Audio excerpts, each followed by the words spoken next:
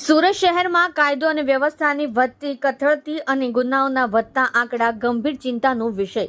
ગુજરાત પ્રદેશ કોંગ્રેસ સમિતિના મહામંત્રીએ આરટીઆઈ કરીને વિગત મેળવી. દર્શનભાઈ નાયક દ્વારા સુરત શહેરના પોલીસ વિભાગમાં છેલ્લા 3 વર્ષમાં નોંધાયેલા ગંભીર ગુનાઓની વિગતો માંગવામાં આવી હતી. આ અરજી અંતર્ગત મળેલી માહિતી અત્યંત ચિંતાજનક છે. દર્શન નાયક: સુરત શહેરમાં કાયદો અને વ્યવસ્થાની બગડતી સ્થિતિને સ્પષ્ટ. સુરત શહેરી વિસ્તારમાં છેલ્લા 3 વર્ષમાં હત્યા ખૂનના કુલ 112 કેસ, ચોરીના કુલ 1875 કેસ, પ્રોહિબિશન દારૂબંધી સંબંધિત કુલ 34,505 કેસ, ડ્રગ્સ તેમજ અન્ય પ્રતિબંધિત કેફી પદાર્થો સંબંધિત કુલ 103 કેસ નોંધાયા છે.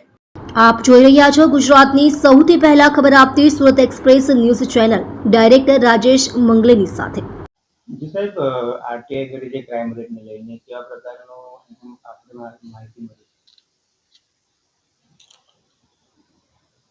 ગુજરાતનું સુરત શહેર એ સૌથી વધુ વિકસિત શહેર તરીકે વિકસી રહ્યું છે અને એની વસ્તી લગભગ 80 લાખથી વધુની વસ્તી આજે સુરત શહેરમાં નોંધાયેલી છે. સમગ્ર ભારત દેશમાંથી વેપાર ધંધા માટે, લોકો રોજગારી માટે સુરત શહેરમાં વસવાટ કરે છે અને ધંધો કરે છે. એની સામે સુરત શહેરમાં કાયદો અને વ્યવસ્થાની પરિસ્થિતિ જાળવવા માટે સુરત શહેર પોલીસ કમિશનરના તાબા હેઠળ લગભગ 9,675 જેટલી જગ્યાઓ નોંધાયેલી છે.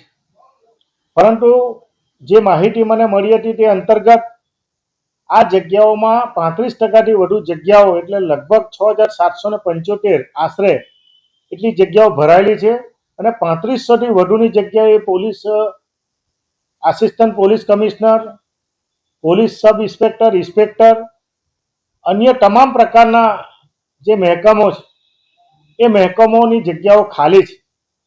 એવી જ બીજી બે માહિતી આરટીઆઈ અંતર્ગત સુરત શહેરમાં છેલ્લા 3 વર્ષ દરમિયાન કેટલાઓ ગંભીર પ્રકારના ગુનાઓ નોંધાયા છે.